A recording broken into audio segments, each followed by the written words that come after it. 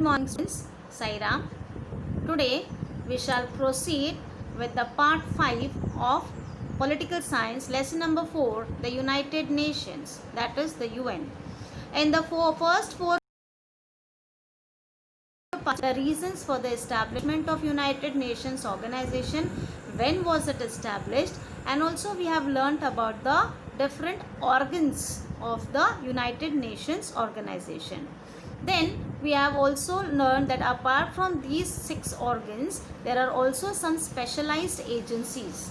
Okay, now we have learned about few organs in detail. So let's proceed with the next part, that is part 5 of the lesson.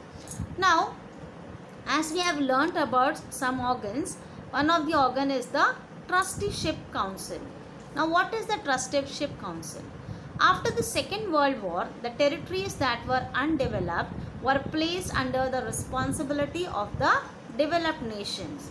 So, the latter were supposed to help bring about the development of the trust territories, and once they attain independence from their colonies, help establish democracy. So, the countries which were not developed, the countries which were developed were given the responsibility in order to bring about an upliftment of in this countries, and once they will attain independence from their colonies, help establish democracy over there.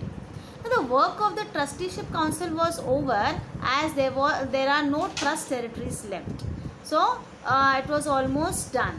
Then later, the work of the Trusteeship Council ended with Palau, when Palau got independence on 1st November 1994. Okay, so here the work of the Trusteeship Council was ended. Now Palau is what? It is an island in the Pacific Ocean, 500 meter east of Philippines. Okay, so now there were some Millennium Development Goals. In order to bring about development in this modern world, the United Nations organization had set up few goals. Now what were they? The United Nations member nations came together in 2000 and decided upon the development goals for the new millennium. So they had thought about some new aims and objectives, goals to be achieved in this new millennium. Some of the important goals were as follows. So first important goal was to eliminate poverty and hunger from the country. Next, to make the facilities of primary education available. Then, to bring about women's empowerment, reduce infant mortality rate. So these were some of the goals or the objectives which were thought of achieving in the 2000 when the United Nations member nations came together. Apart from this, there were also another goals like to take special care of the health of the pregnant women. So as they have thought about giving sanctioning leave for 3 months or 6 months accordingly. To fight diseases like AIDS, malaria, etc. To protect the environment and increase the cooperation between developed and developing countries. Then next,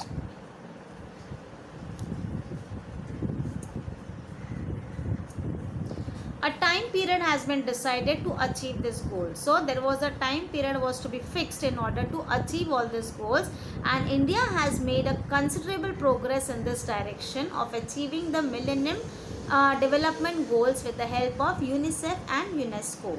So these are the specialized agencies which helped India to achieve this millennium goals. Like we have seen now, there are primary education is provided, and also the facilities have been provided in the schools, so that the children in the remote areas and the rural areas can also get education. Then the leave for the pregnant women has been sanctioned for 3 months to 6 months, and also there are various vaccinations have been come out for the diseases like AIDS and malaria. And now at the present situation also we are fighting for getting a vaccination. We are finding out various solutions for this new COVID-19. Okay, then what is UNICEF? UNICEF is an affiliated organization of the United Nations organization. Now it works towards making nutritious food and health care available to children. So what is UNICEF working for? Providing food and health care facilities to children. Several workshops were organized in India to mete out measures to overcome malnutrition among babies and children. So there are several workshops are also held in order to find out measures for problems in the poor people wherein malnutrition, no food facilities are available, and also for the babies and small children. So that is what is UNICEF is working for. Next we have is UNESCO. UNESCO is another affiliated organization of the United Nations which works towards peace and security in the world by promoting cooperation between member countries in the fields of education, science and culture. So here you can see that UNESCO is another affiliated organization which tries to bring about peace and security in the world. How? By bringing about cooperation between the member countries and also for education, science and culture in the fields. Now next what we are going to learn is about United Nations and preservation of peace. Now what are the efforts made by the UN? So in this, the objective of the United Nations is to settle international conflict peacefully. So if there are any disputes between the two countries, so this problem should be solved peacefully. The United Nations Charter lays down the ways and means to be employed to achieve this goal. So this Charter of United Nations, it finds out various measures and what can be done in order to achieve the following goals. It includes appointing an intermediary acceptable to the nations involved in the conflict, use the legal procedure, appoint an arbitrator to solve the disputes, and if needed to take recourse to military means and ensure that conflict will not occur again. So what are the attempts made by UN? First they think of an intermediary, means any other country would in between interfere and try to solve by negotiations. If not, then through legal procedure, or else any laws to be found, or otherwise if not, then military action can be taken in order to ensure the conflict that occur again, that it will not come again.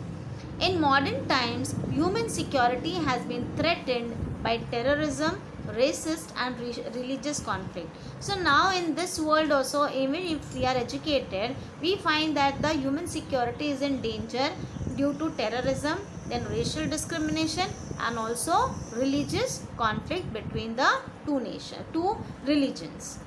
As a result, the function of securing peace of the United Nations has acquired a lot of importance. So what is the objective of the UN? Is to acquire peace. So accordingly, as the UN is making attempts for this, so it is gaining more importance.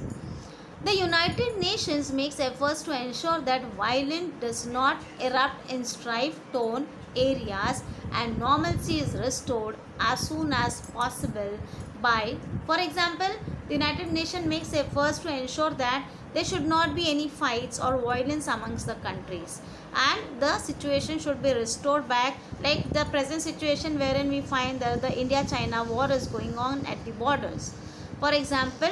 And what happens is, if there is war between the two nations on a larger scale, then automatically the common people are affected, the life of the people, the routine is disturbed, right? So the main aim of the UN is to bring about peace and to bring all the situation to normalcy. For example, like starting schools, creating awareness among the people about human rights, make social, economic, political facilities available, and also to conduct elections. So here we can see the Indian peacekeeping force, how it works, the military also, in order to bring about peace in the country. Also during war times, they prove to be very helpful to the people in the country. Now what is the work of the United Nations peacekeeping force? So United Nations peacekeeping force, The peacekeeping activity of the United Nations involves creating appropriate circumstances favorable for bringing about permanent peace in strife-torn areas. So, their main aim is to bring about permanent peace in the areas where there is a critical situation, or the war is going on, or any rivalry is going on between the nations. The peacekeeping forces help these areas to progress towards peace, and also in conflict ridden areas security is provided, and at the same time help is extended for establishing peace. So also help is provided to the areas who are conflict ridden, and also help is extended to bring about peace within the country. The United Nations takes peacekeeping as one of the tasks for safeguarding and fostering peace. It takes up peacekeeping the world. So, its main aim is to bring about peace all over the country. Now, following things are other actions the United Nations may take supplementary to peacekeeping activities. Apart from these, there are also other actions which act as supplementary to the peacekeeping activities, like prevention of conflict and mediation, to prevent to stop the conflicts between the two nations or two countries, bring about actual peace, establishing peace, implement measures of protecting peace. So find out various measures which will bring about peace in the country, and the main aim is peace building all over the nation. So far we have seen about the various organs, the specialized agency, how they work for the bringing about peace in the country, as is the main aim of the United Nations. Now let's see the how is United Nations and India. Now India had participated in the different conferences that were held before the establishment of the United Nations.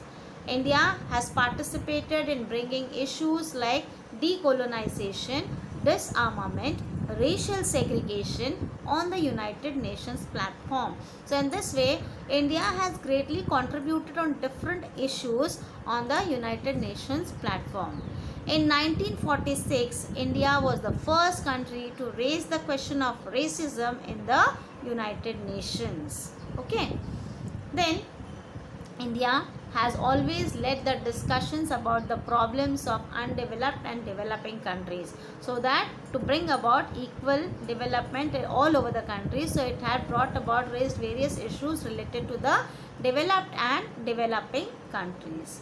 India has always sent her troops to participate in the United Nations peacekeeping force. So also Indian troops have contributed to the peacekeeping force of UN. Not just that, India has sent an all-women peacekeeping force as well. So even women have greatly contributed in the peacekeeping forces of UN. It is evident from the foregoing analysis that India makes serious efforts to solve international conflicts by peaceful means. So India has made serious efforts to solve the conflicts by peaceful means. So children, this year we end with the lesson number 4 of political science, wherein we have seen of different various organs and the specialized agency which work for the bringing about peace in the country, as main aim of the United Nations to bring about peace and harmony within the nations, within all over the world. And also we have seen the contribution of India in UN and how it has contributed in all the sections in UN. So here we stop with the lesson. We shall start with a new lesson in our next class. Till then, thank you children.